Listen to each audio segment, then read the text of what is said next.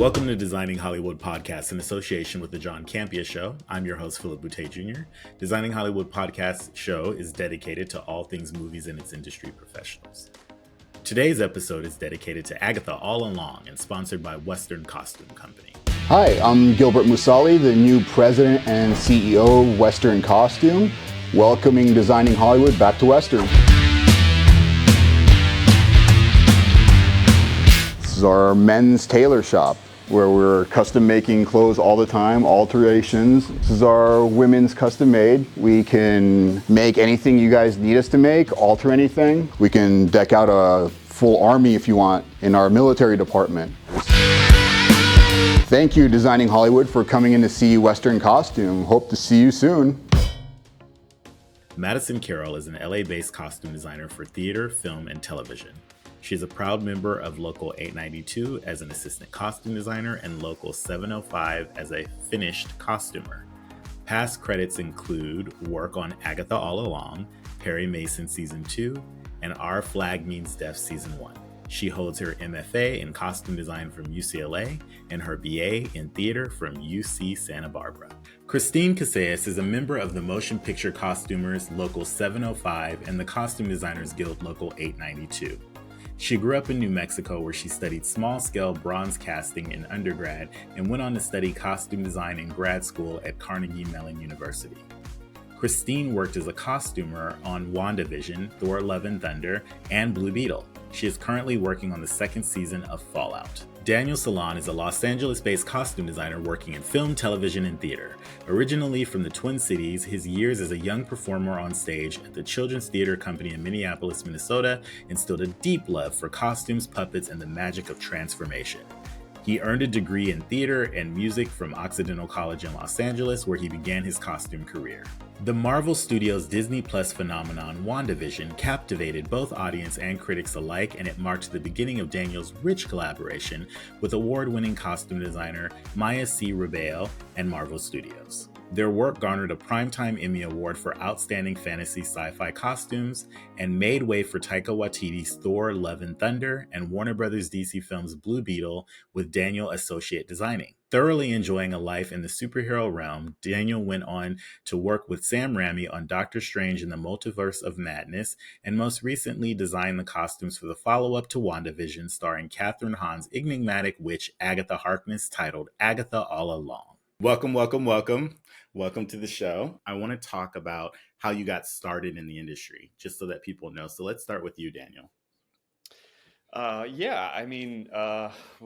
It's been a circuitous journey. But I grew up as like a kid actor, doing musical theater from a very young age, in Minneapolis, where I grew up. And then I came out to LA to go to college, and it was sort of towards the end of college that I caught the costume bug, and took about 5-6 years after college to really transition into working in costumes, fully, and sort of let go of, like, the commercial acting and sort of other acting and stuff that I was doing, and just put all my eggs in the costume basket. And here we are.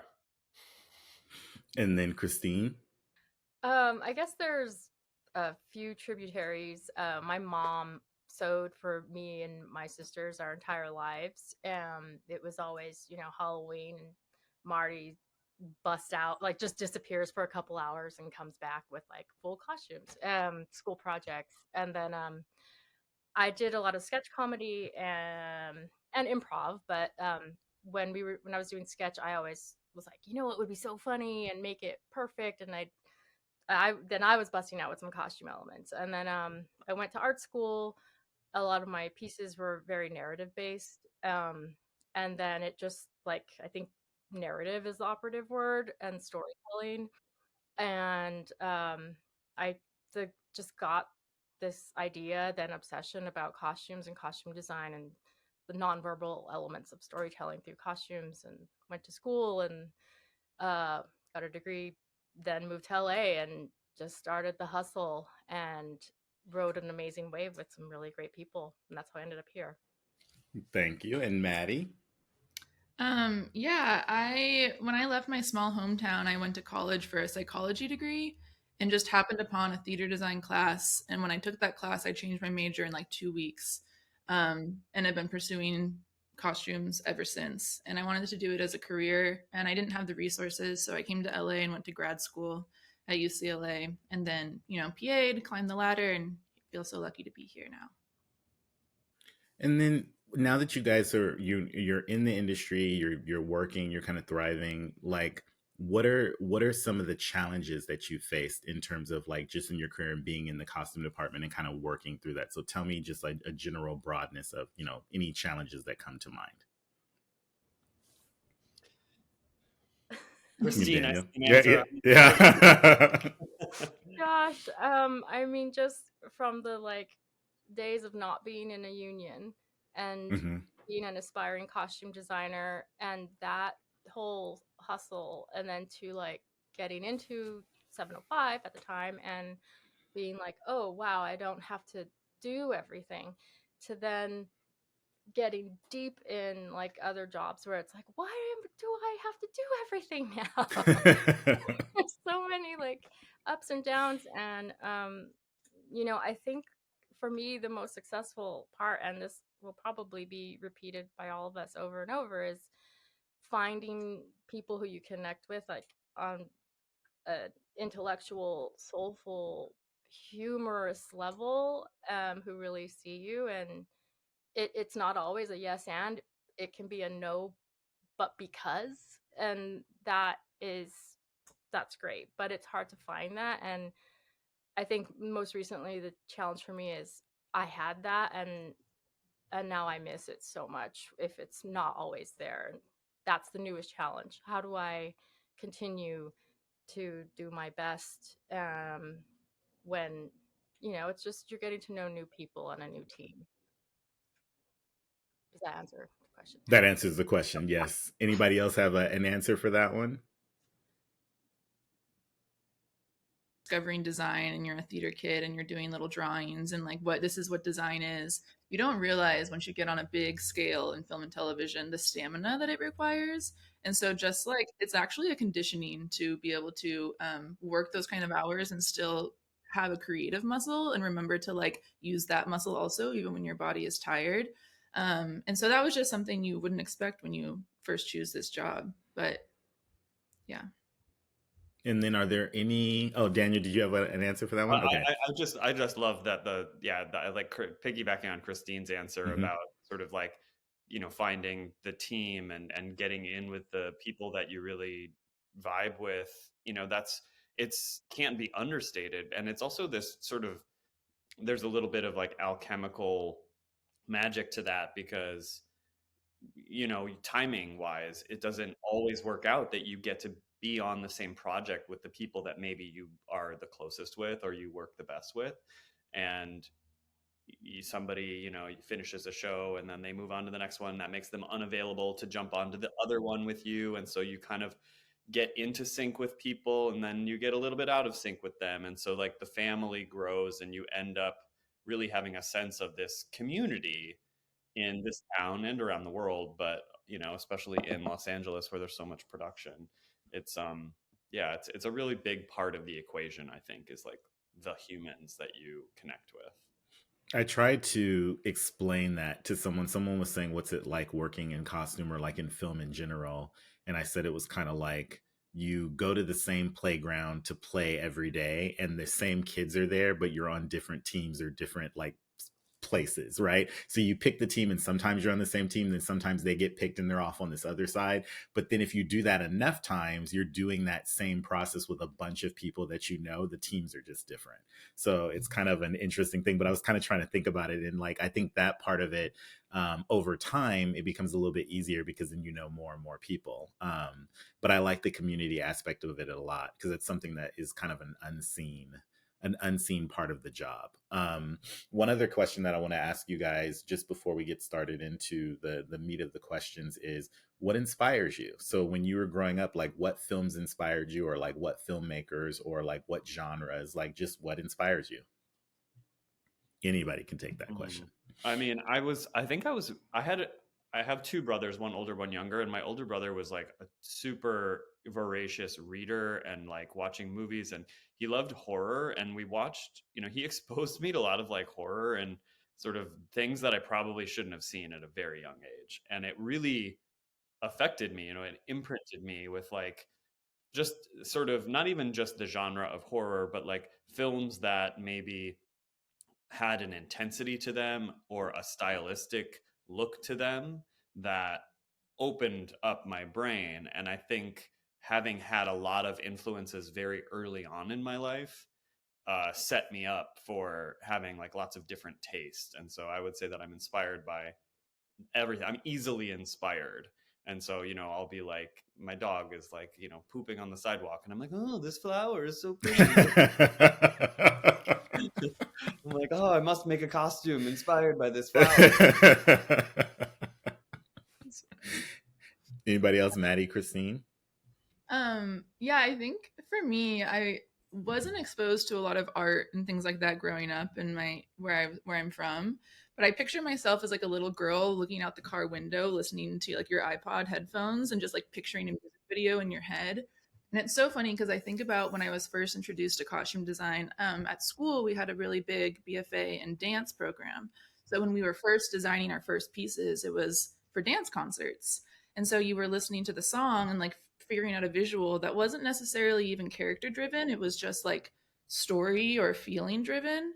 And so, yeah, that's where I first started to like make visuals out of like an emotion or, assigning colors to things. For me personally, well, I just have to say, shout out to the OG Beetlejuice, which I recorded off on VHS and would come home after school and watch it every day with the commercials that I recorded. And so seeing this like moving composition with all these colors, shapes, and it was like so visually stimulating for me as a kid. And then always paying attention to character and like just sort of intuiting like a formula of how like a lot of TV and movies, the formulaic storytelling, and being like, yeah, like I kind of know how this is going to end already. But then, you know, also like walking around town, just seeing people at the bank and being like kind of casting the public as they move around the world, and like, yeah, this is maybe 2003, but you in your essence, you're like a saloon girl, but you're like the smart one who is cunning and can manipulate all the cowboys, and it's just me walking around town doing this. So like, sometimes it's just always there, and I still do that if I see background people walk in, and I'm like, hello, Harry Dean Stanton, like, or whatever. That's very fun. I think that kind of child's play or that imagination is something that we all kind of have early on, and it's really fun to not lose it and to try to explain to people that it never really turned off. Because I think some people allow it to kind of like falter away or wander, or they get into very functional jobs, not realizing that we kind of get to daydream and play all day. And I think that that's a really fun kind of like way of expressing that, in terms of like the thought process of like a design brain, right? Where you're just thinking about stuff or you're making little characters. I think for me growing up, me and Daniel bonded over this, but I was a child actor as well. And so I would sit in my trailer and I would just play with my toys or draw. So all I would do is just sit and either draw characters or draw things or draw superheroes. And then I had all these, action figures and toys, and I would make up all these scenarios in my head, like a whole little world. And I think that it's fun to now do that kind of like in the adult way, in the real world. So I want to transition. This is a good time for us to transition and go down the road to Agatha All Along. What a great show. Wonderful. What a great piece of art. You guys really did a good job in kind of expanding this. Didn't know what to expect about it at all going into it. And from week to week, it was my favorite thing. So thank you guys very much as creatives being on this project. You guys did a great job. I want to start with Daniel first and say, Daniel, you were ACD on a number of assistant costume designer. I'm going to say that for our audience, assistant costume designer on a number of Marvel projects before Agatha. And now you're the lead and you have two ACDs, which we have Maddi and Christine. So I want you to talk about the experiences that shaped the function of the department, and then also tell me how you guys functioned as a team. I think that's a really important place to start. Yeah, I mean, the structure of a team is just like kind of everything to me. And I think uh, I was so lucky to fall in with Mayas Rubeo, the incredible costume designer, Mayas Rubeo, who, did WandaVision. And that was when we met, and I assisted her and Joseph Feltis on that. And it was an eye-opening experience because it was sort of a bigger show than I had ever done. And it played into a lot of different strengths that I had of like having constructed a lot of costumes and worked in like character deep sort of character building, and I think I really, Mayas just like beautifully modeled a lot of behavior of how to run a department with joy and being an inspiring person and bringing the light and the sunshine into a room and just kind of getting people like powered up to make art. And um, and then there's the sort of like the practical technical aspects of being an assistant costume designer where you are the you're both the caboose at the end of the train, but you're actually the locomotive like pushing the train uphill. And the costume designer is the leader, the conductor, the sort of idea generator, and they sit up front and they have to be the face of the department, and they have to um, you know select the team and manage. It's a managerial position. So yeah. And so when Jack Schaefer and Mary Lavanos reached out to me and they were like, hey, we'd really like you to pitch on the sequel to WandaVision. It's Agatha, and it's like, here's the outline and we're going to interview you. And it was such a big moment for me because I was like, oh my God, am I ready to like make this leap? I'd done WandaVision. We did Thor Love and Thunder. I went and did Doctor Strange in the Multiverse of Madness. And then we did Blue Beetle with you, Phillip. Mm-hmm. And so it was like, I had this like, bam, bam, bam, bam, these big tentpole movie experiences that really sort of like got me strong and got my muscles strong and got that endurance up. And then it was like, oh wait, you guys actually like recognize me as somebody who's creatively could contribute as the leader. Like, Mm-hmm. all right, yeah, let's do it. But I was so scared. I remember when I got the job, we were on Blue Beetle, we were shooting in Atlanta, and Mayas had let me have the office to do my interview, and she left. And then when she came back, they had I finished my interview and they called me like an hour later and were like, please take the job. And she was like, how did it go? And I was like, oh my God, Mayas, they want me to do it. And I was like, I'm scared. And she said, don't be a baby.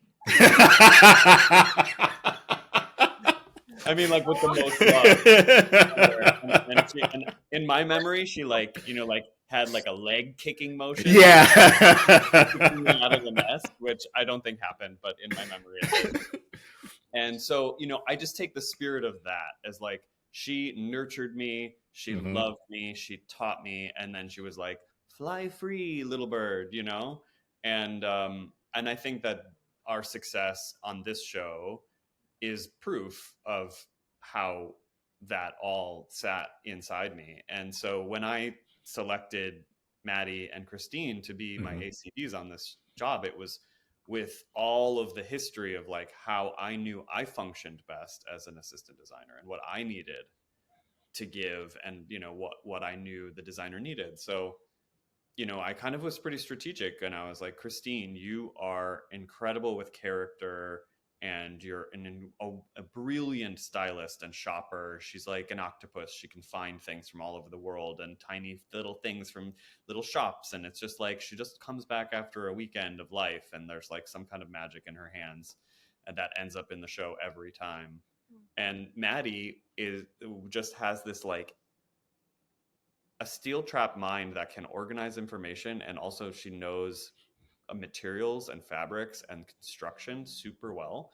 And so I was like, if I have Christine, who can sort of be over here, like, you know, helping me shop style the characters and make sure they're nuanced and detailed, and then I have Maddi to organize all of the production of all of the custom builds and the workrooms and the fabric buying and all of that, like our little triangle. That's a diamond. How do I make a triangle? Our triangle will be so strong in theory, right? And it turned out to be like so strong that here we are, being interviewed as a coven, our little design coven.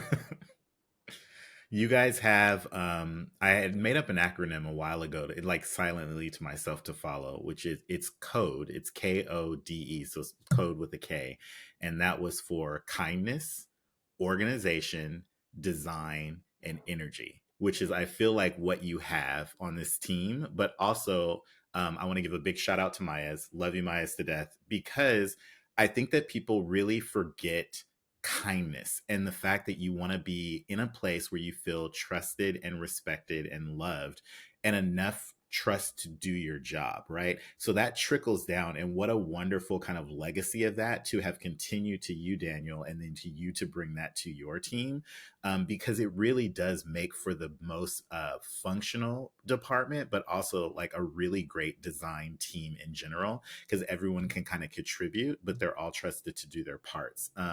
One of the things that I wanted to say too about ACDing is it's hard.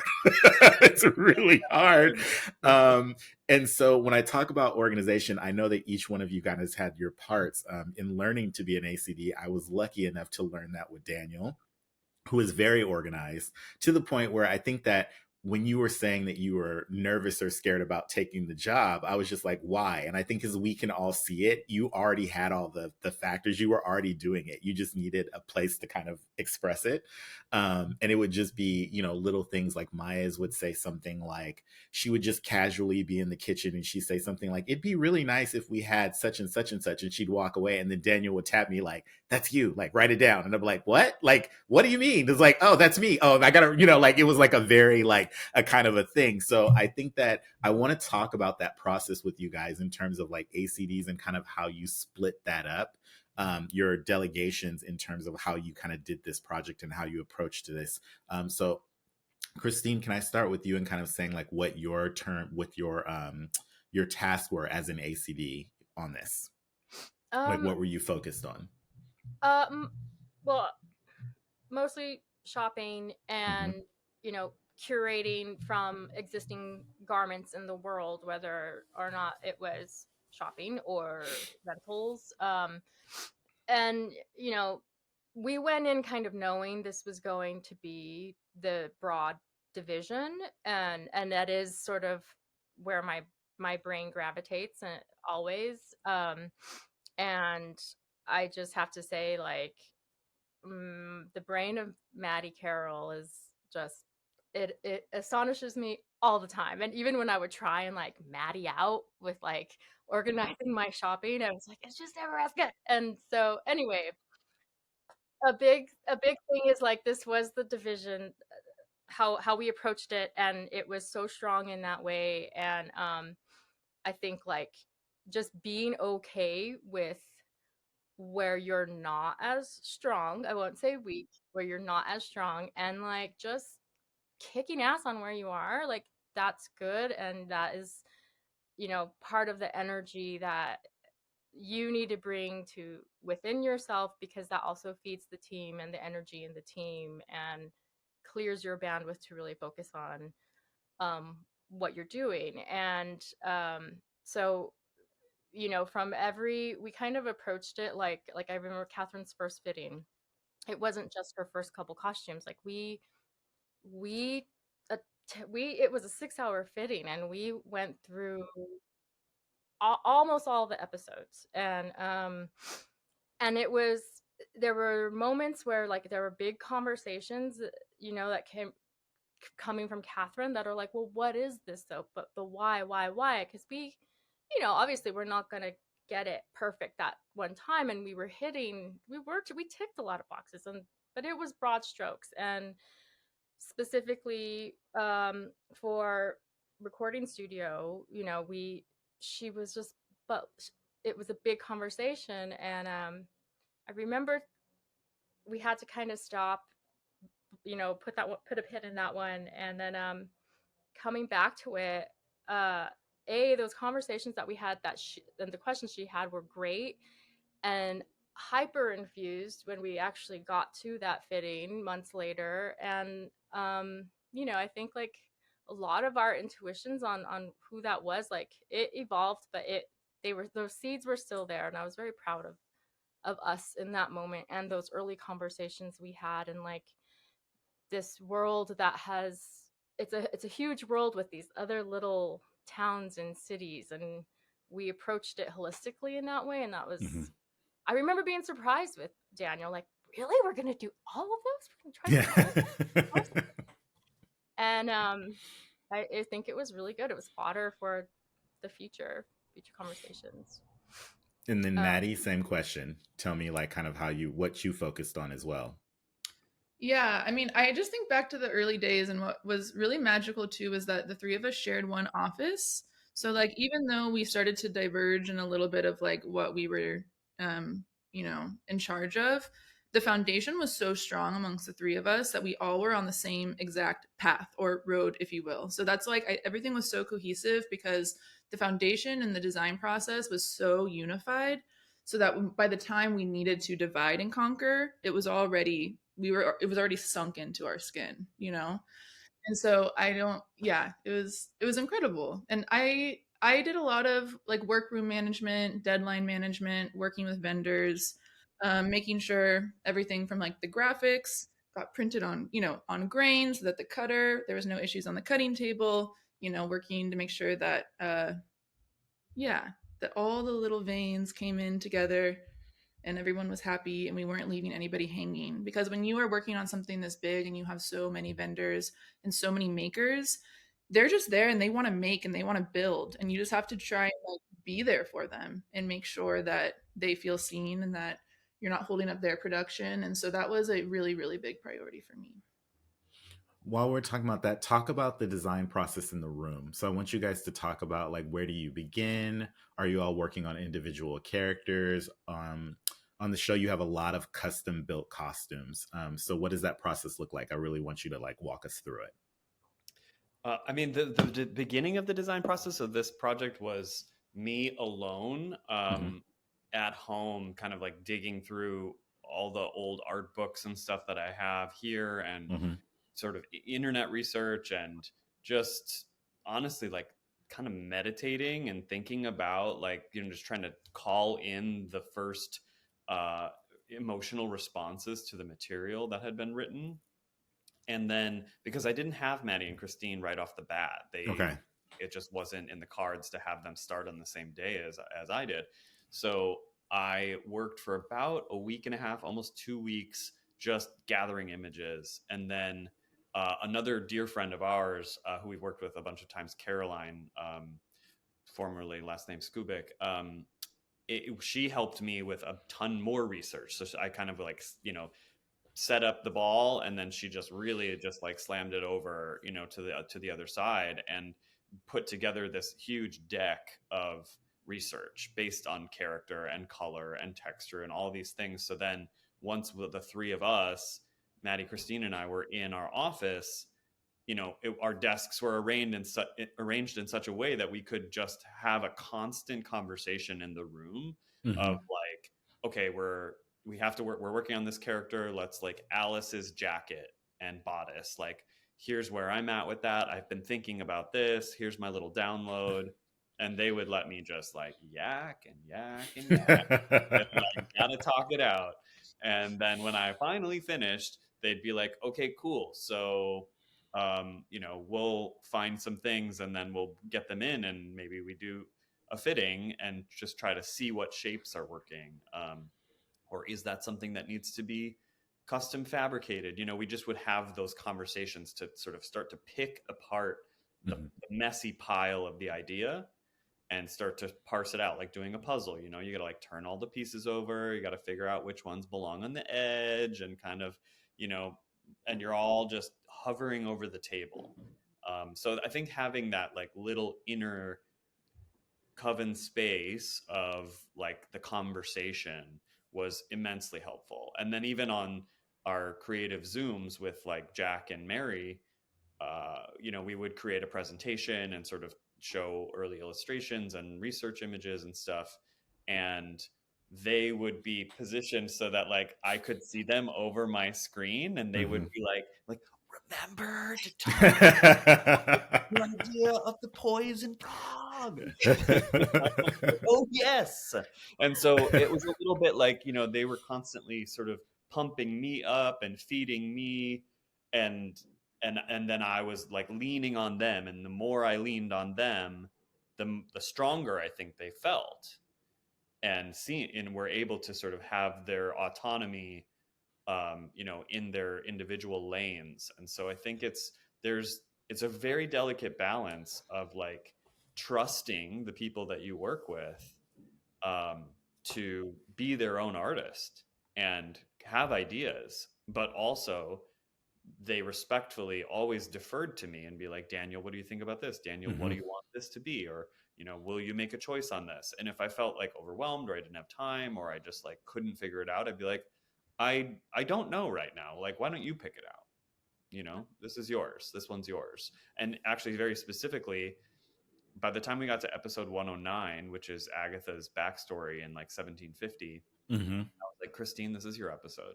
Like, you are keying this episode because I am so tired. And we knew we had to do a lot of rentals. And since she was really, you know, sort of in charge of being out in the world and seeing what was there, we worked with Paris Costume Rentals out of Spain, and she did the Lord's work, putting together this massive package of rentals from a place that she had never visited and could not really see other than some photos by email, and just, you know, made magic. But that was just a nice example of like, here is your golden coin, like this is yours, you're in charge of this, we are here to support you when this is happening, and go. There's one thing, you know, in that about that office and about the three of us sharing that office, that it was just the walls were covered. The walls were covered.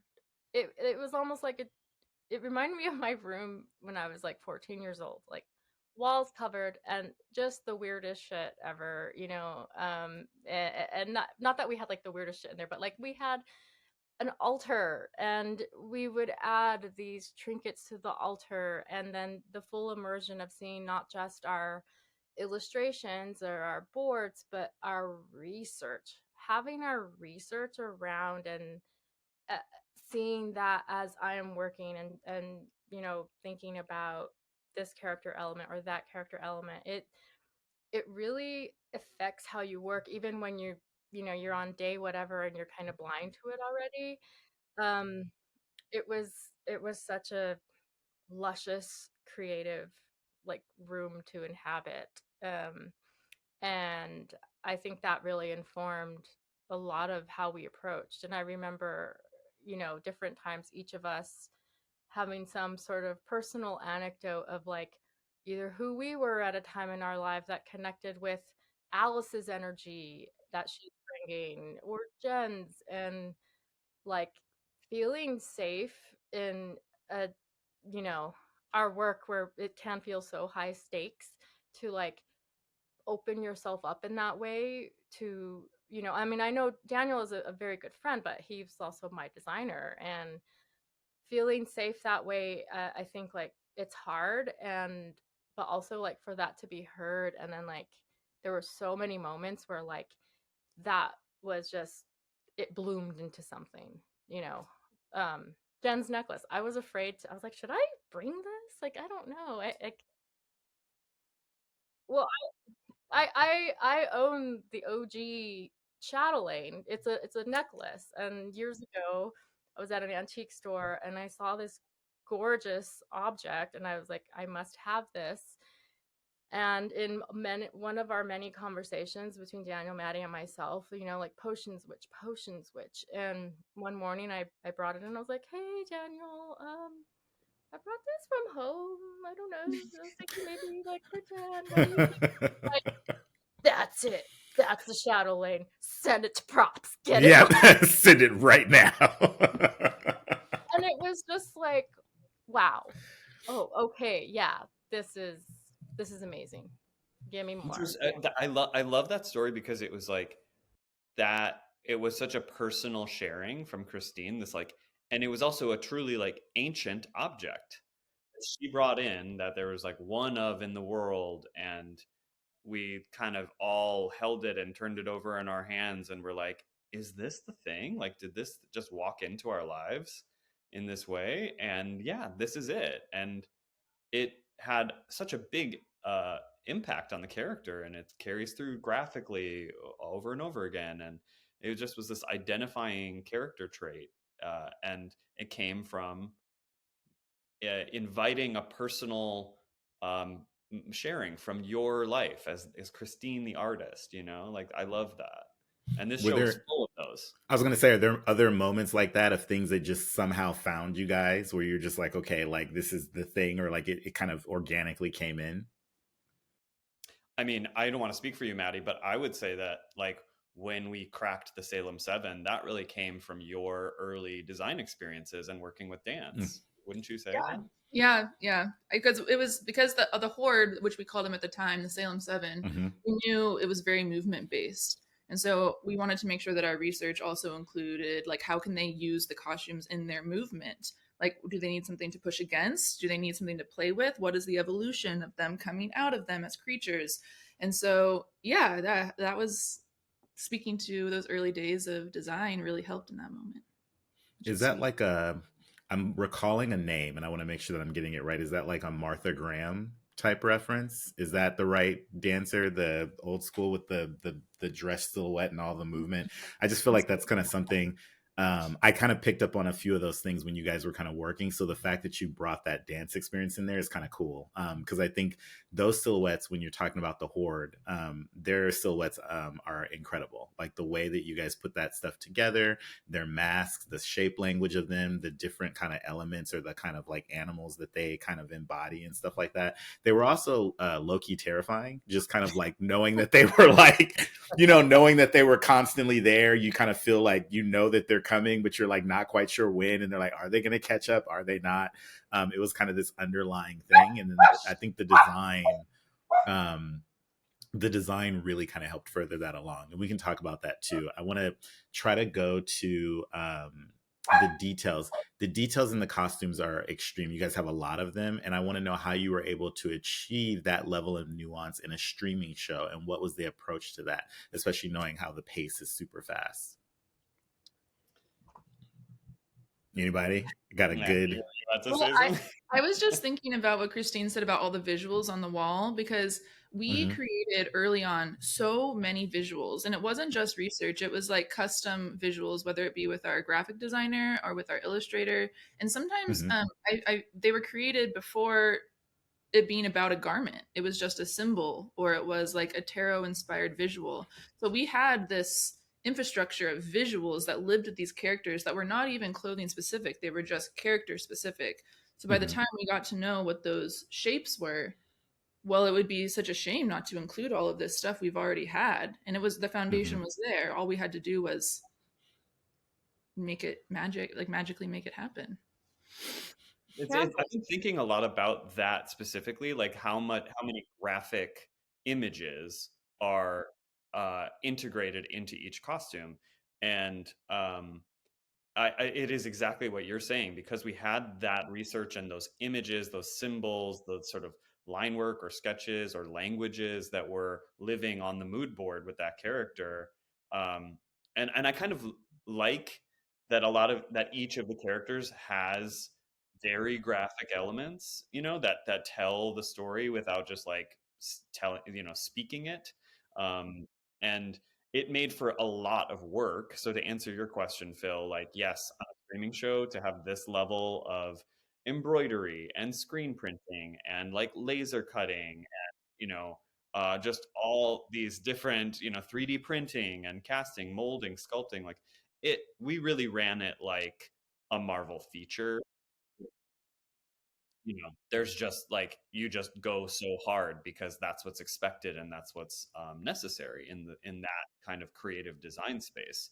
And I think that also, I certainly felt like I had something to prove, and I kind of invited everyone to that same space of energetically of like, this is our moment. The creative design coven of my crew was relatively young, I would say, at least in the Marvel design sphere. And we all were kind of like, we had that moment. Maddie and I always joke about this, like in WandaVision, when, out of her grief, Wanda kind of has her like, explosion moment. Like that was what each of us did in our way during the show.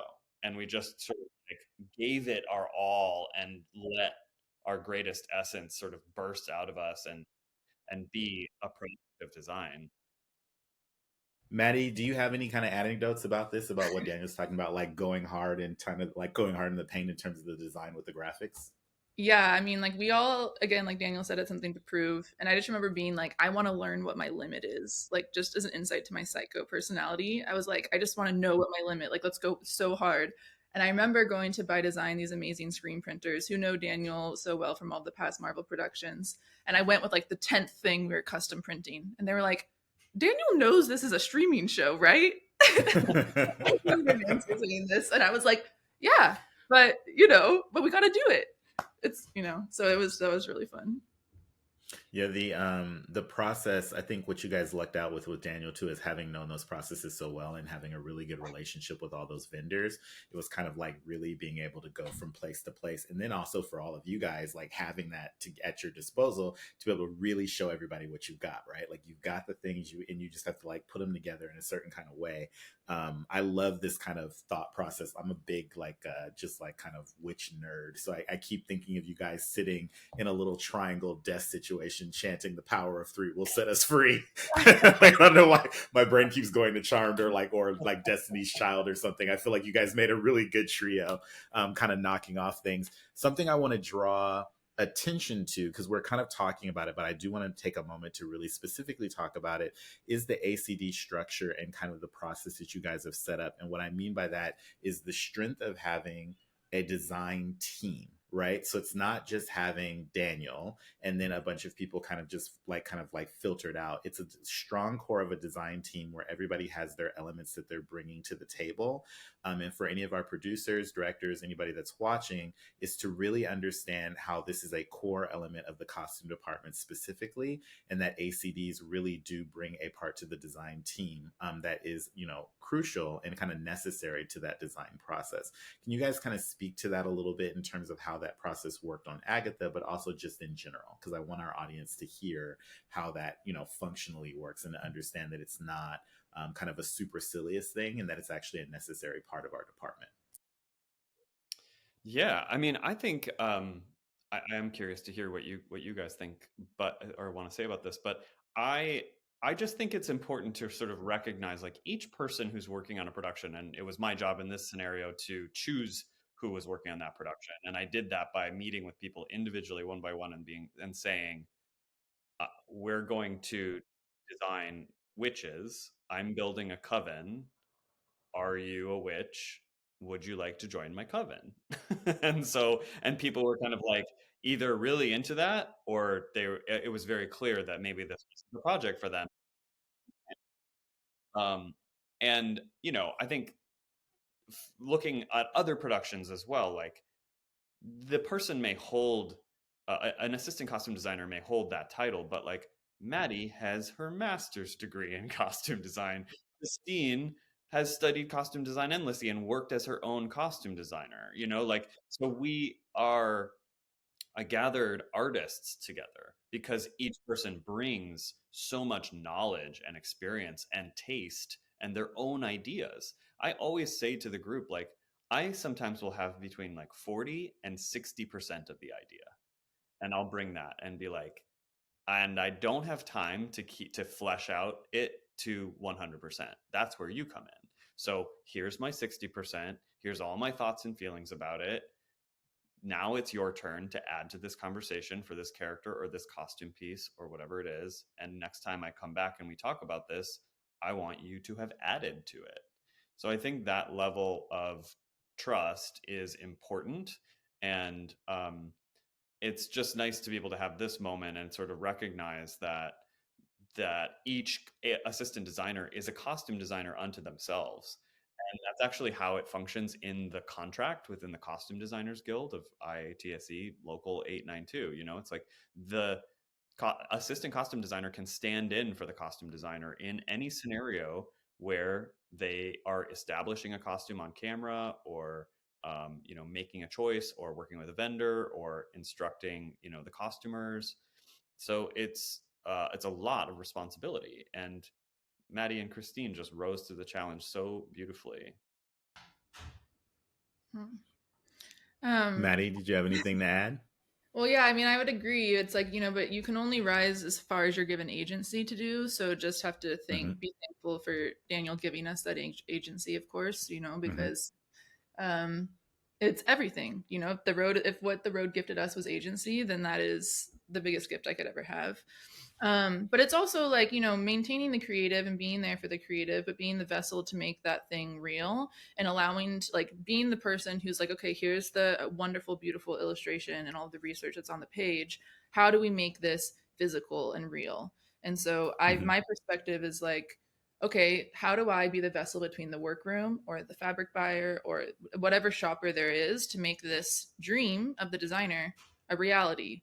So it's a lot of times it's like the nitty gritty and the nuts and bolts of that, you know, equation, and allowing the space for you to be able to handle that part of it. And then, you know, to just have all the creative and the dreams be able to be a separate entity, like a safe space, and being the person that they can trust to know that you'll find a way to make it happen.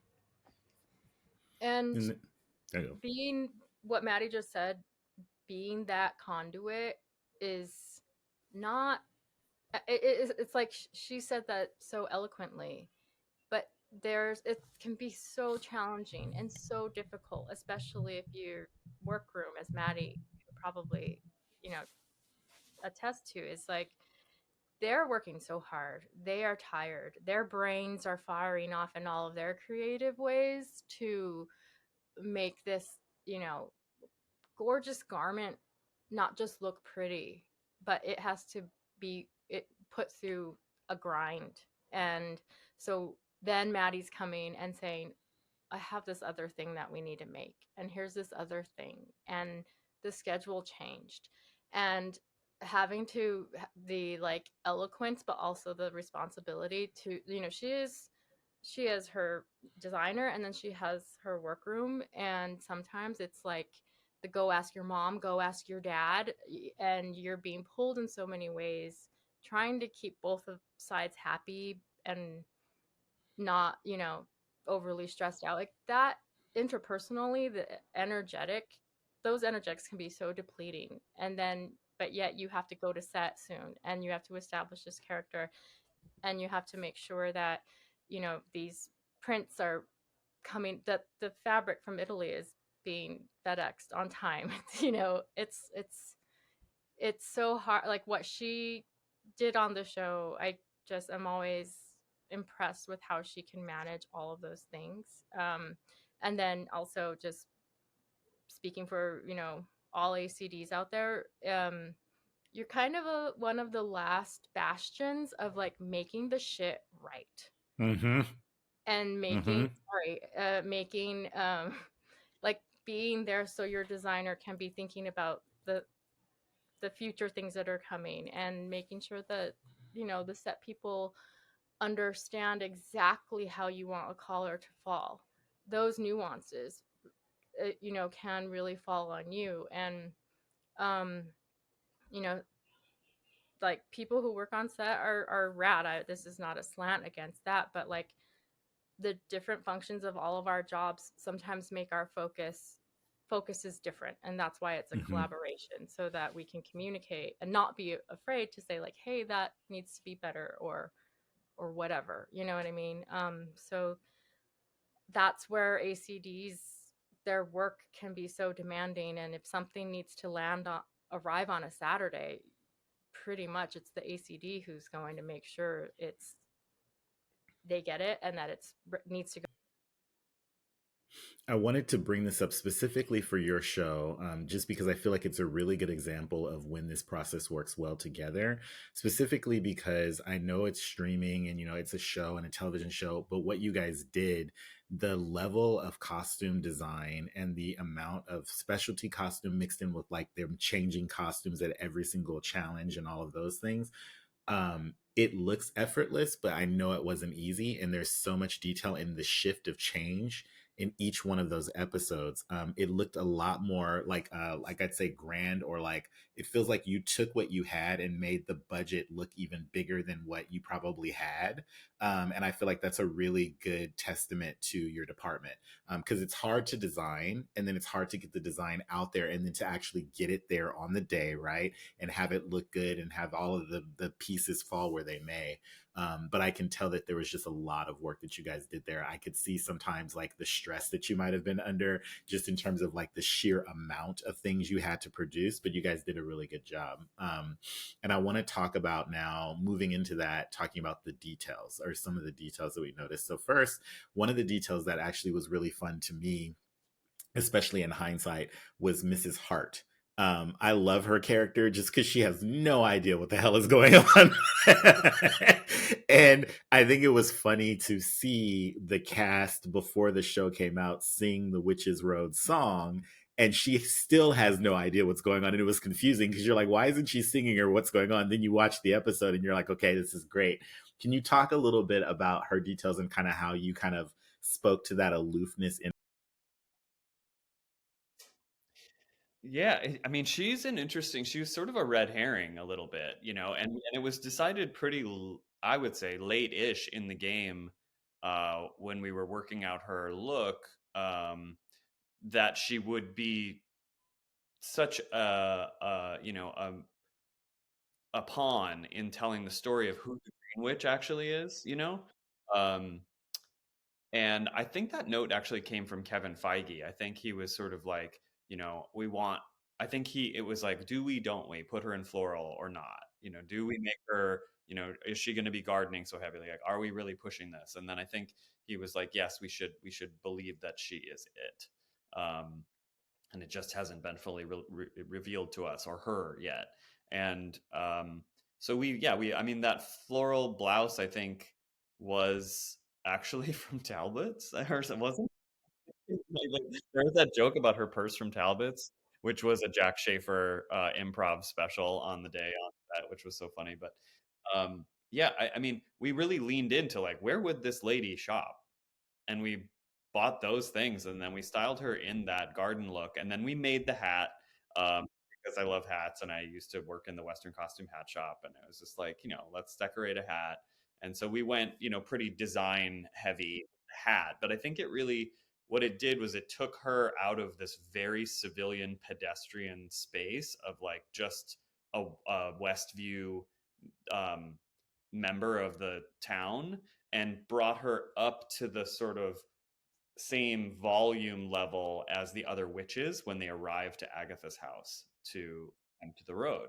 Because and that was really threading a needle design wise for us, was like, how do we show that they are showing up to Agatha's house, they're accepting her invitation even though most of them resisted, they know that they're going to maybe go on a journey, but they have to come from the real world, so that has to look like clothing, but it also has to be spectacular enough and sort of large and enough character that then once they're in this super magical space of the road, it will look right and be our home space for designing all of the trials off of it and returning to those silhouettes and the color story and all of that.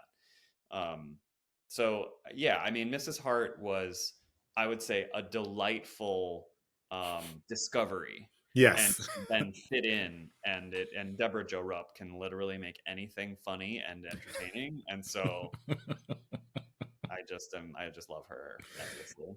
It was pretty cool because it really was kind of like it was like a smoke screen. And then to a certain extent to where she was so aloof and kind of fun. I was like, wait, is she actually gonna like kind of surprise us? And then she was gone. And then I was just like, oh no. And then I really wanted her to come back. There was a few episodes where I was like, she's coming back. And I was like, no, she's not.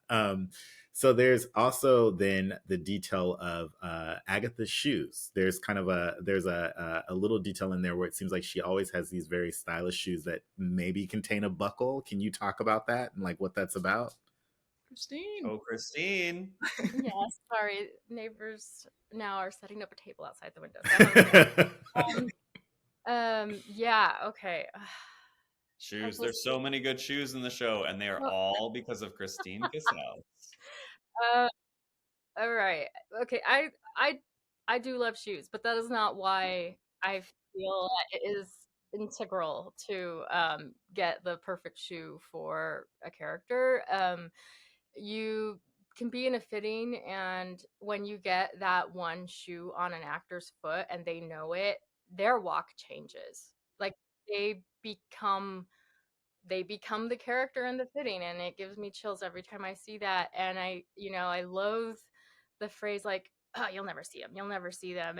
Well, it's not all only it's that's not the only reason why we want the perfect shoe for a character. It's because it literally puts that actor in the shoe of the character, and it's so transformative. And so I'll just say that first of all. And the buckle thing with Agatha, because not all of her shoes have buckles. However, I think we never had a conversation like must have a buckle, not a buckle. I think it was another lovely thing about being in this creative, immersive space of intuiting like sumptuary garments, like certain classes of people where it was a law, historically in times where like lower class people could not wear this. They could not wear shoes with buckles. And I think on a very intuitive level, we knew when Agatha's sort of like class level in this world needed that extra adornment, and when it didn't. In episode 9, she has a where she's her most real, raw, honest self with, I think, her and the Agatha fandom. She's got the simplest little lace up black boot. And so, but I literally, there was never a rule about it. It just was like, that feels right, you know. But let me say, the recording, they don't. So Maddie sent this Threads post of someone talking about how expensive her road boots were, and they were like, mwah, but that's not also not a rule for me as a shopper, where I love it. I take it so seriously. It doesn't have to be an expensive piece. It has to be the right piece. Her recording studio boots, fun fact, we had them at that first fitting, but because of these bigger conversations, they never got on her feet. She never saw them. But it was some strange website. I think we paid like $60 for them, and we couldn't return them. So then when we got to the fitting in Atlanta, I'm just like, man, gotta get these shoes in there. And so I put them in there, and like Catherine's like, what are these, in her very Han way. And oh, she's like, no, these are the boots, and yeah, they were pretty cheap in some weird website. But I don't know if you can insert a photo of them, but just to describe them, we will. Yeah, okay, great. We will. No, describe them though still, but we'll put it in. You defy description. No, they're like, I think it's cowhide, but it's been on the toe, but it's been painted like a checkerboard, right? Yeah, it's a cap toe, kind of groovy 60s sleek type of silhouette boot with that hair-on cap toe leather, checkerboard hair-on, and then like a rectangular turtle shell looking but plastic buckle. And she was we were all into it. I love that photo that she posted with her boot and Joe's red boot from recording studio. Yeah. Is this on her Instagram? Mm-hmm. Yeah, Okay. she posted it on her Motherhon. Okay. Profile. There's a great in the recording studio. Joe, dressed in his like sort of baby blue satin pants and this baby blue furry jacket, but he's wearing a scarlet red patent leather boot, like a heeled sort of like 60s kind of mod boot. And we never really made a big point of this, but it always was special to me that we put him in shoes that had a red tone to them. So even his Doc Martens as teen on the road are actually like a deep sort of ox blood. There's like cherry. Yeah. Like we painted them so that they had, some of the sort of like Scarlet Witch energy like emanating. And also he's Dorothy in the story. So, he created this space. It was all of him. And so to put him in a deliberately red ruby slipper for the recording studio was a little bit like tee. And another cool detail about his boots, I think you don't really see in the show, is that they were laced into a star. So like the lacing was. Oh yeah, you couldn't see that. I want you guys to speak to the this specifically the color details that you guys put into this, because there were several. Because it's like each character almost has their own kind of color keying. Can you talk about that briefly, just kind of like giving an overview of it?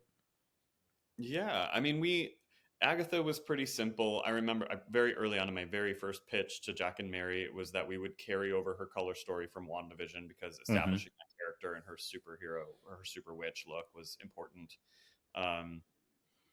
And purple, obviously from the comics, there's a lot of information that comes from the comics. We really have to sort of receive the lore and what's in the zeitgeist and then take it and develop it and make it real. But there was a lot of choices that we made, like Jen Kale, it wasn't dictated that she would be in pink.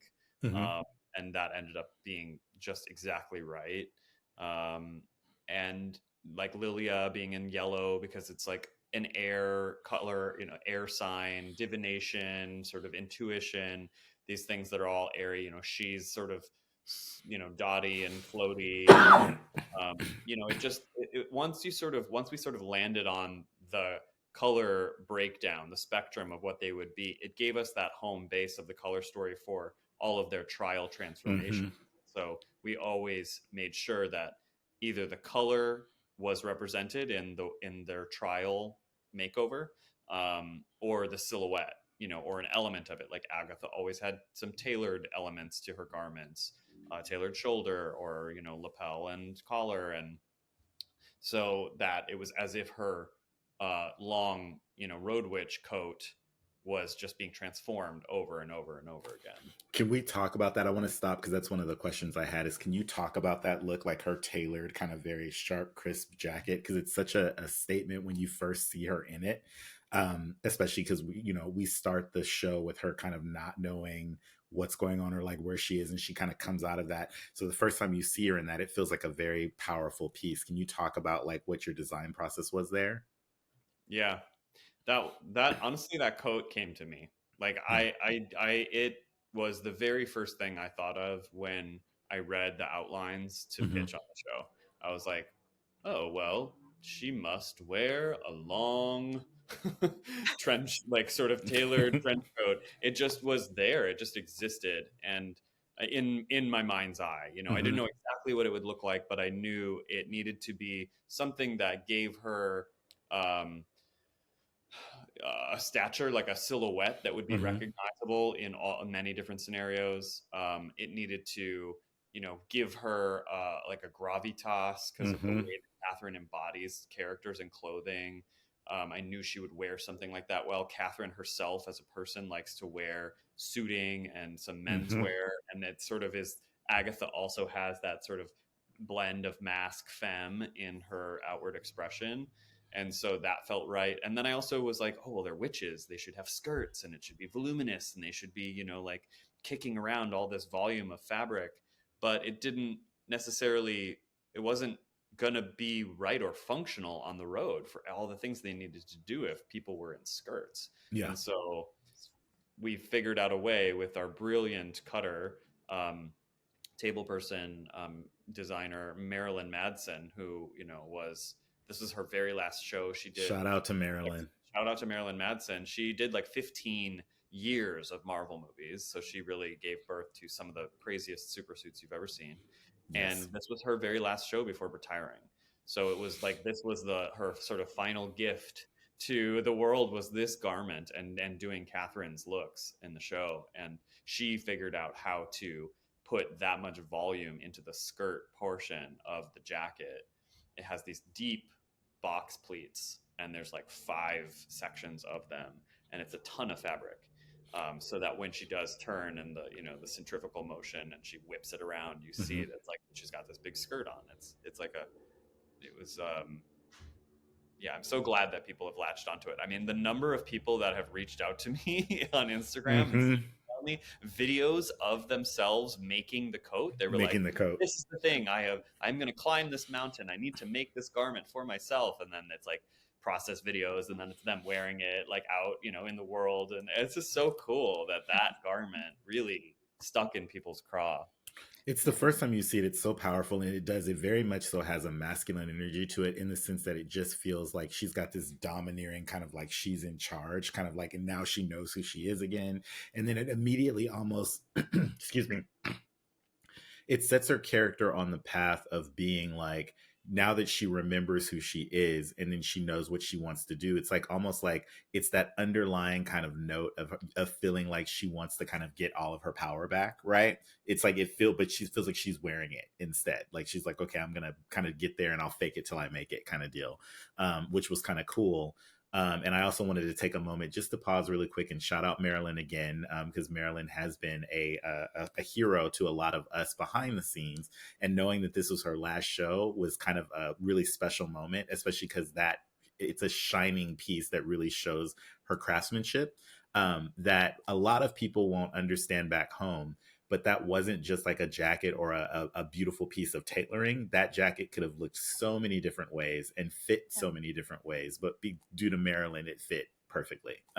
So shout out to Marilyn. Hi, Marilyn. I want to get back to, I want to ask you guys another. Are you going to add to that? Oh, yeah. Go, Christine. So I was so like, hell yeah, Marilyn Madsen, when Agatha is going down to the road and we see her like kind of her back is sort of arched and we just see those box seams back there on her back. I was like, that's a gift to these fans, and it's a gift to people who know, for other tailors to see like just how primo that craftsmanship was. It's one of my favorite moments. Just that moment, seeing her arch her back and we see those pleats. And it's a full challenge for them to try to recreate that. And like a quick note to Marilyn and just the larger coven that Daniel built, just all being witches. Like Marilyn is a witch, and it's like we talk about all the visuals and the altars we had in the office, and it's like Daniel wanting to make this coat like a crow. Well, Marilyn like had borderline taxidermied crows in the workroom, and like just visuals of crow, just like fully immersed, and you can feel it, and. Catherine is so amazing because I remember in that one of the last fittings we had in Los Angeles with that LA workroom and her putting on that coat, she brought in all of the workroom in our coat factory who built that whole thing. And it was people, real tears, Catherine, everyone just actually crying. And we just knew it was so special. It was just so wonderful. Yeah. You've given me a really good transitional point to Maddi, and talking about like kind of like being immersed in it and the practical effects of it. This show had practical effects and camera effects, right? So what was the prompt from the studio regarding that specifically? And then how did you guys as a costume department contribute to knowing you had to do like in-person kind of like effects? Oh yeah. I mean, that was one of the initial meeting that I had with the other department heads and Kevin Feige and Louis Despacito and Brad Winderbaum. Like they gathered us and they said, we're going to do this show differently. We're going to, pull back on the VFX and do basically no VFX, or very little. It'll just be like clean up things. We're not going to do, blasting around in the sky. we want it to feel grounded and have this old Hollywood application or, approach. And I was like, okay, cool. Like, great. How can I contribute to that as the costume designer? What can we do as the costume department to give something? I feel like all the creative departments are just making gifts and offering again and again and again. This set, these costumes, these characters, this sound design. It's just like you're bringing gifts and offering it to the group. And so we talked a lot about that in our coven of like, we'll do a lot of tactile details, like a lot of heavy textures that the camera will really read. And I knew that, like when you look at like, or like a fabric like this that has like a lot of, you can see the way it's woven or it has teeth to it, like your body, you feel that inherently, like inside your body, you kind of like have whether it's conscious or unconscious, your body is having a reaction to the things that you feel, especially fabrics.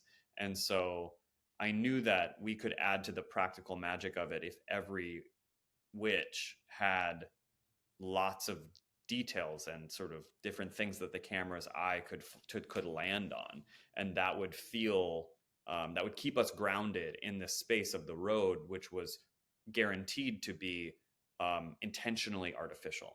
So were there any challenges that you guys faced in terms of like when you were thinking about these practical effects, anything that came up that you couldn't nail right away, but then you were like really happy as you like triumphed and kind of got it? I mean, I want Maddi to talk about Ghost Agatha, because Ghost Agatha was something that we pitched to the studio. Like, she's died, she comes back as a ghost, she's basically coming back from the afterlife, and she is embodying light. And so we designed this sort of stained glass bodice with that, where we wanted light to emanate from it, and we wanted her to glow, and it was like, how do we do that as just with the fabrics? And so I can't remember, Maddi, was it your idea about the talk about how we did that? Yeah, I mean, just talking about energetically, like everything coming together at the right moment. I knew about fiber optic fabric because as a PA working in the Marvel warehouse, I used to have to clean the dust off of every research box that Chris Lander had assembled in the space. And I remember discovering Dreamlux, this company who does fiber optic fabrics. And so when we were talking about, when we're illustrating with Greg about, is she glowing really? Like, is that something we can really offer as a practical effect? It's like, yes, and like, okay, yeah, I just saw a box one time, like, let me call them, let's make it happen. And we did. I think it was really intimidating because you hear lots of stories about trying to do practically lit elements in film and TV and then not really reading, and then ending up doing stuff in post anyways, and it's just anyway over the top. So we had to do a lot of R&D, and we took, we didn't hold any punches in choosing to do that. And shout out to Marilyn again, helping figure out how to hide battery packs within the costume but still look flattering. And I used to joke, like, I missed the electrics class in grad school, I didn't know I needed to do all that kind of stuff. But it was such a really unique and fun challenge that happened. And also a collaboration, once we got, it wasn't just that the costume lit up. Once we got to set in Atlanta, we worked with the lighting department and the fixtures department on how to make the light specifically on her chest where her brooch is. We made a special brooch that was see-through so that we could have that actually light up. How could we rig that with their board to be able to, when she places it, time at the exact moment to then light up? And so it was an actual practical effect. When she finally is able to pick up that brooch and put it on, it lights up. And that was practical in a collaboration between departments, which was really cool. This is pretty impressive, you guys, because I didn't know that that was actually a practical thing, because you just assume that it's, a visual effect. But I did notice the bodice in itself and the design of it and how cool it was. I did notice how the tailoring of it and how structured the stained glass kind of effect of it also is very prominent. But I just thought it was a really strong design. Like, it really kind of elevated her in a way. And gave her a different look than what we were used to seeing her from her initial kind of first look. So it felt like an elevation in a way. And it felt like it was kind of sitting in this place in the Marvel universe where she had kind of found her own special kind of design language, where it wasn't Scarlet Witch and it's not necessarily Agatha 2. It's like this in between place where it's like we got something new out of it. Oh, thank you so much. That's such a nice compliment, because I think that is that is the thing that I sometimes would like spin out a little bit in fear of, like, oh, like the pressure is so great. How do you reinvent Mm-hmm. the look of a character when they have leveled up, and like, how do we make them come back bigger and badder and more interesting than before? And I think we were successful in doing that by respecting where she had been with silhouette and Mm-hmm. colors, and choosing this sort of representation, which was just electricity and light, and kind of being pretty literal with it, because that was what was being asked of us, was like, how can you very physically and practically bring something to the table? Yeah, I it mean, had there's these. lots of examples of that in the show. Like, there's other characters that we did. I mean, specifically the Salem 7, Mm-hmm. you don't see it so much in the show, but we definitely designed those where they have their hoods up. That's actually the second layer of their skirt.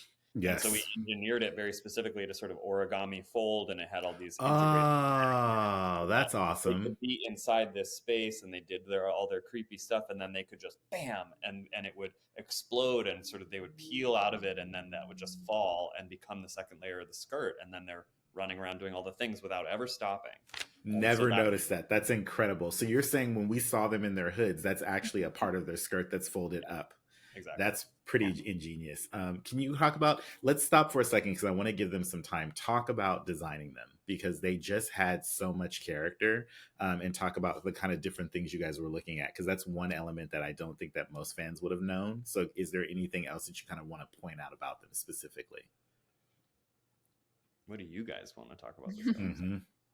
They're pretty impressive. So please take some time to kind of educate the viewers on them, because they were cool. I mean, I think that those fittings were some of my favorite fittings that we've ever had on the show. Like, just speaking to the costume and the actor collaboration, like, we didn't even know how much these skirts and these hoods could really do until we got a body in them. And particularly the owl, played by Alicia.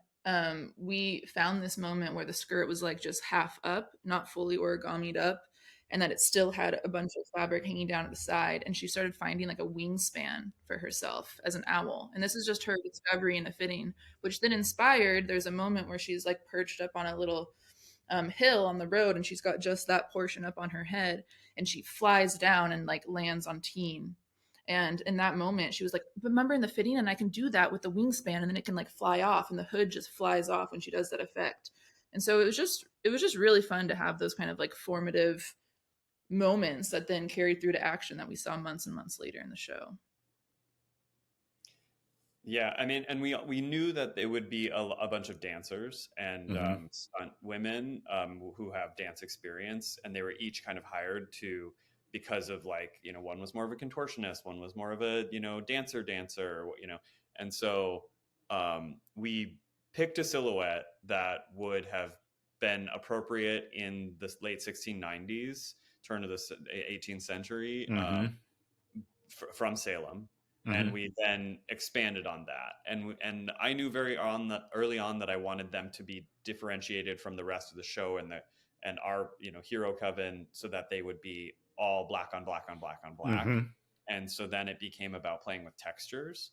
And so our fabric shopper Wendy Espinosa found all kinds of really wonderful black textures of just every kind of wool and silk and like crazy like basket woven stuff, and we played with there's several books on like fabric manipulation that I've always been obsessed with, just as someone who has done lots of like sewing and stitching, of like all these different ways to pull, you sort of origami fold this piece of the fabric over this, and it creates this weird little diamond that looks like snakeskin. And so I knew this was a great opportunity to play with impressive construction techniques, and sort of make that the thing that gives them some practical magic visually.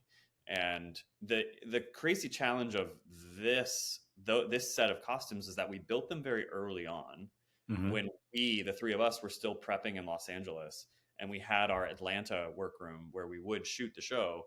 they were up and running. So we were working remotely from our Atlanta workroom.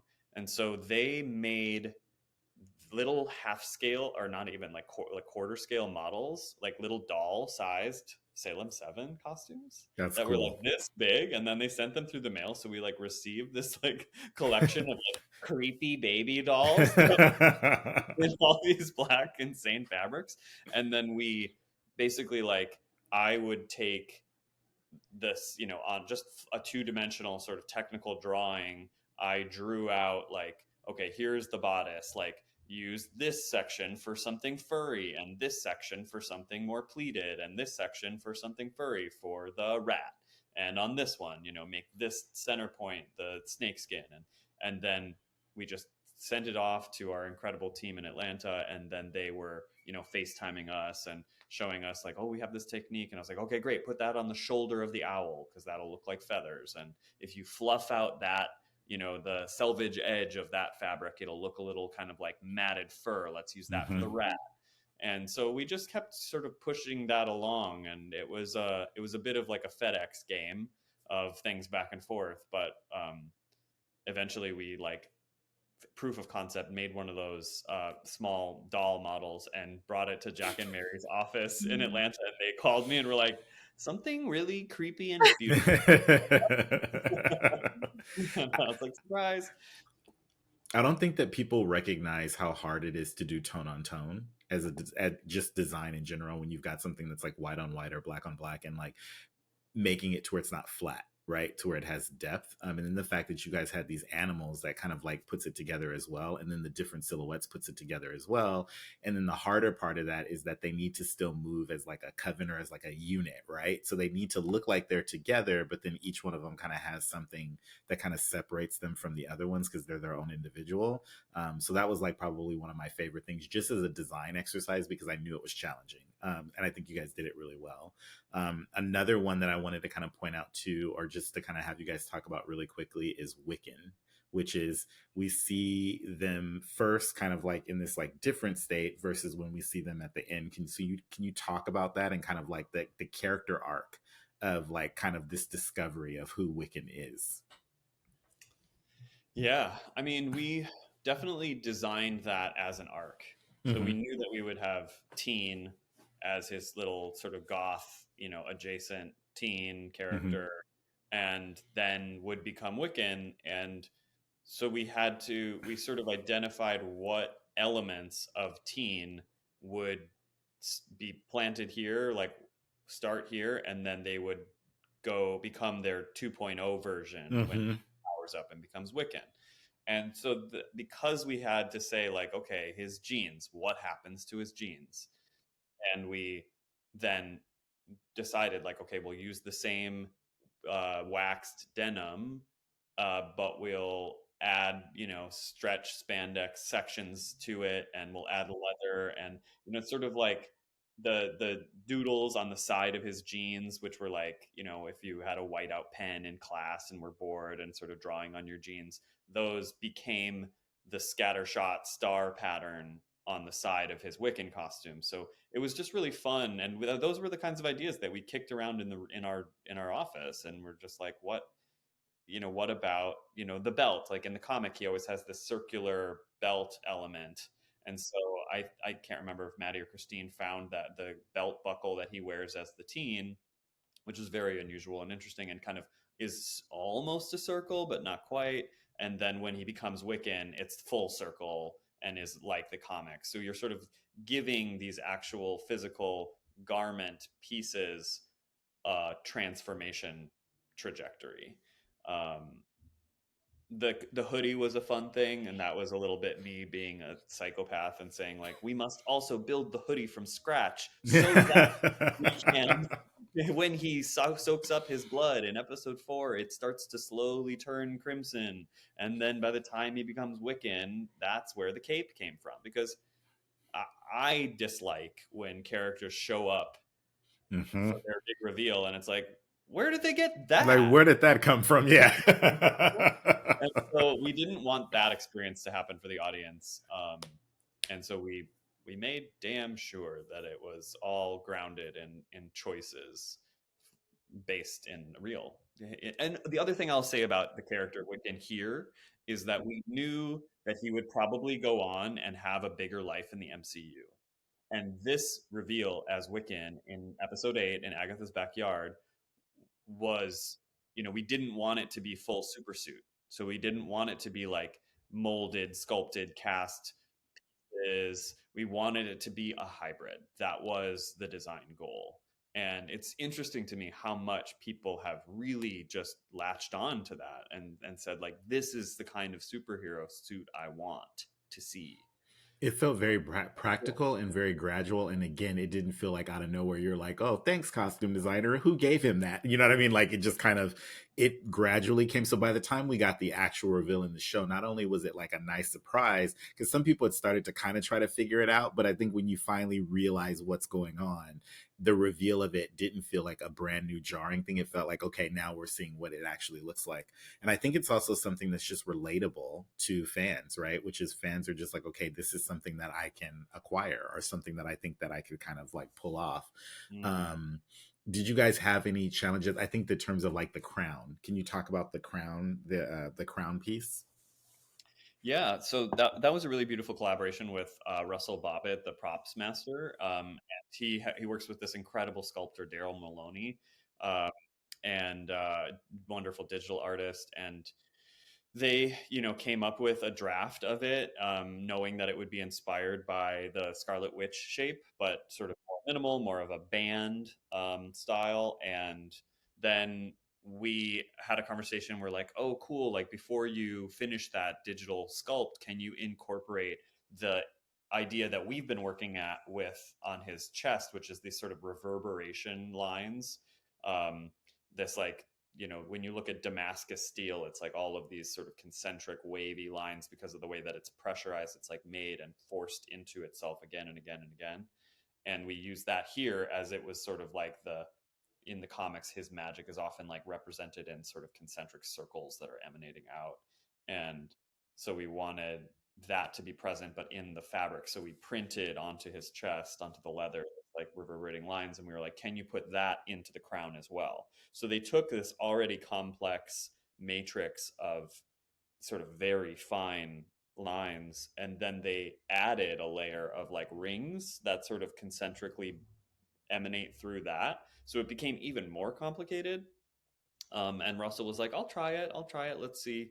And then it really was great. And then they printed it. And literally the first day that we had Joe in Los Angeles, the first thing we did, I put that crown on him to try to figure it out because they had to go into production on it. And we had it in several different sizes because we just weren't sure it would work on his face. So we try it in different scales. Like one was very wide, one was very narrow. And then we worked out the color sort of as the next step. But it was cool to like receive Joe, hug him for the first time after only Zooming with him. And then here you go. Yeah. Be like, let's put your crown on. And he was just like, he couldn't even process it. He was so excited.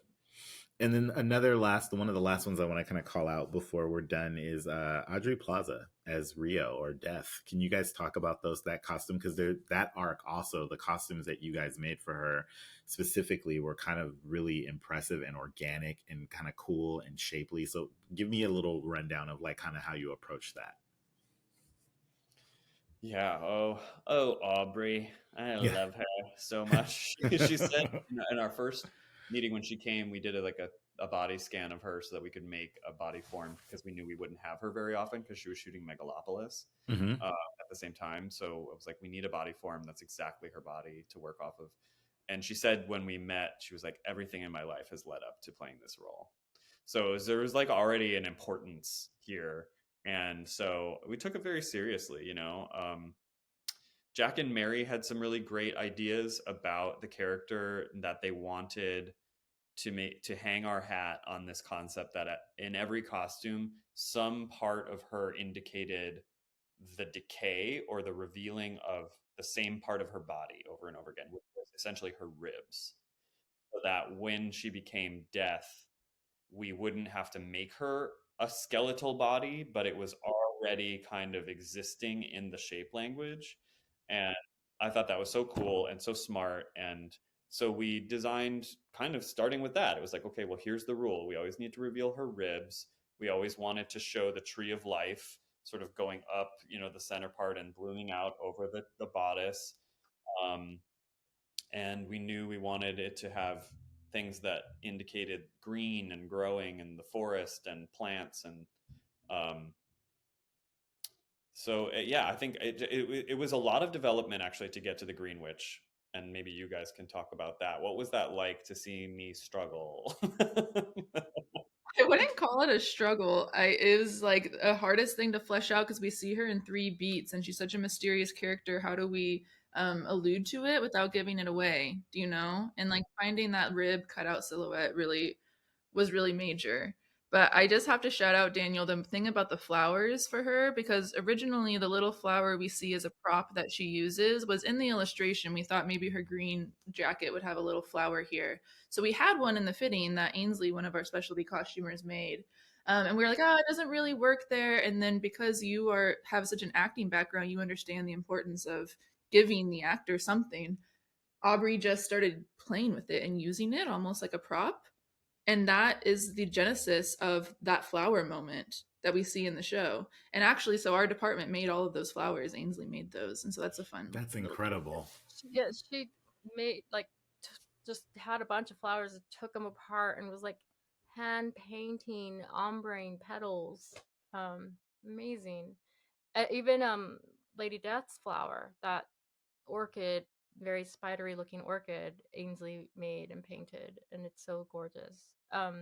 For me, when I look at the Green Witch's bolero and I see the little yellow kind of flowery lichen on the shoulder, I remember the photos that Daniel took when he went to Costa Rica, and he's like, look at these photos. It kind of reminds me of when teens, Agatha in the first episode, he's like, no, they're flowers. They're photos of flowers, I'm like, this is lichen. These are photos of lichen. But yet over and over, I see those photos and I see how those were translated to that lovely bolero, which it just is such a powerful piece to me when I see the echo of the ribs of these beautiful, just like silk pieces hanging down. And then again, Lady Death, and like how organic that bodice is. And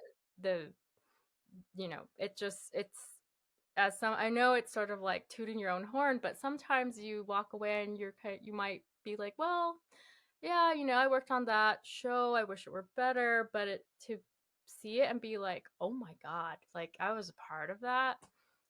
Those 2 pieces are some of the proudest moments in my life that I was able to be a part of. The Lady Death costume, I hate to say this because I hate to pick favorites, but I will Sophie's choice this and say that the Lady Death costume is my favorite costume in the entire show. It's pretty cool. It was also similar to Agatha's coat. It was the easiest one for me. Mm-hmm. I knew what it needed to be. I didn't know exactly how the details would be worked out, mm-hmm. but I knew that it needed to have this very handcrafted sort of organic, like, sinews and sort of tubes. And it was like in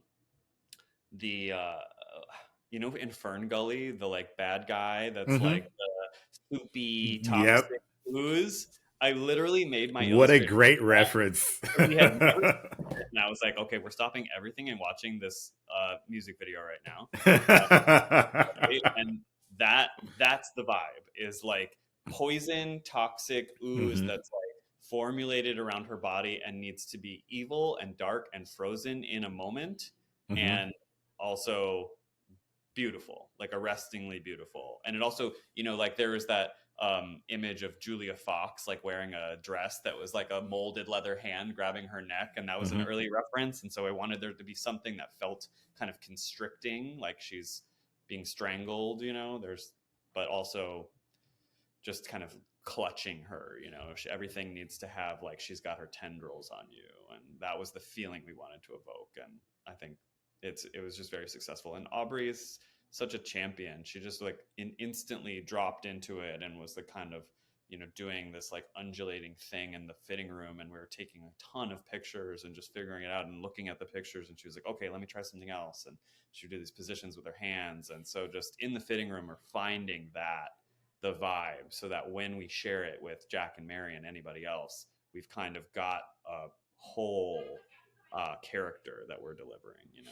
I think your acting training really paid off, because Aubrey seems to be one of those actors that really acts with her entire body. So you gave her a lot to play with, including the flowers and everything else, like the physicality of it. It seems like she picked up on it right away, which is really cool.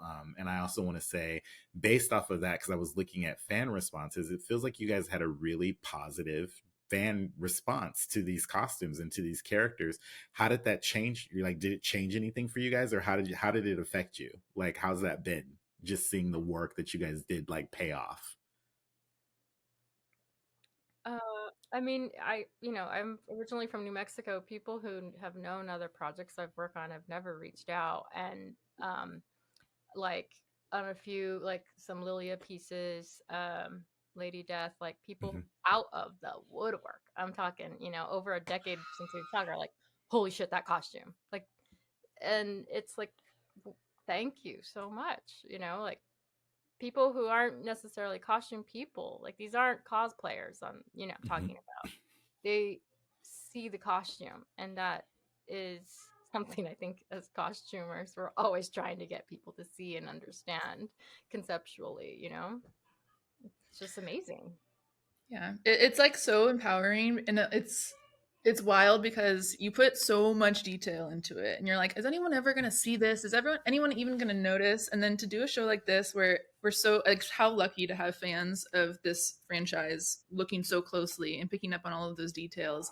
It's like, oh yeah, somebody is, and so now it's like, oh yeah, all the details. It's almost like now we've created a monster, and we're all gonna be like putting everything into everything. Because you're like, what? People will see it, like we got to do it. And it's just a really, really fun, empowering thing to be a part of. Well, what I've loved, I'm talking with all of you guys, is that it's very clear that each one of you is a witch in your own right. You're all witches. So I want you to tell me, what is your particular magic? What magic do you have? You want to go first, Daniel? Yeah, I've been thinking about this answer because it's come up before, and I was talking with my friend about just the process of what it is to meet an actor, or like read a script, meet the actor, discuss your ideas for the character, and then the very real magic process of conjuring something out of nothing, like thinking like, I'm imagining this coat, I'm imagining the color, I'm imagining the fabric, and we need to go find those things, bring those things, and then make the wearable art, get it to marry with the actor, the human, and sort of align all the, energetic fibers of how the performance will go. And that's transformation. That is true transformation. And so my magic is transformation. Christine? I think so. I can't put it in one word, at least not right now, but when I have felt most successful and grounded, how I approach my process, usually I'm just like, I'm not searching, say, on the internet for like striped shirt or whatever. It's like a feeling. I'll search for how this character in this moment and what I'm feeling about this character is making me feel, just as a jumping off point. And so the intuition of how the composition of this costume needs to look like, that usually sets me off on, helps me find the rabbit hole to then dive into. And so intuition with composition and compulsion. And I find it, because that is part of why, like, I gotta find the thing. I haven't found the thing yet, gotta find the thing, and then that's the thing. And Maddie? I think I didn't know this about myself until I finished Agatha, and like I learned a lot about myself on that show. And then what I'm finding on my current show is I feel like a lot of what I find my role to be is an energy wielder. Like, it takes a lot to be at the forefront of a team, and like the whole scope of a show, like huge, like all the deadlines, massive tasks at hand, can be really intimidating. But your job at the forefront is to absorb all that energy, funnel it, delegate it out, and make it into smaller bits for everybody else, so that the collective whole can happen.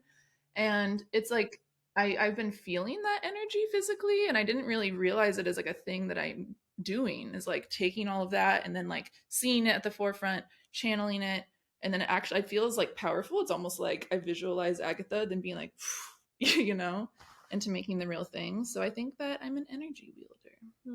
Energy wielder. Yeah. I like that. I like those answers. I'm just going to go with saying that I use black magic, just to be obvious. Thank you guys for joining me. Black. I am black magic. That's it.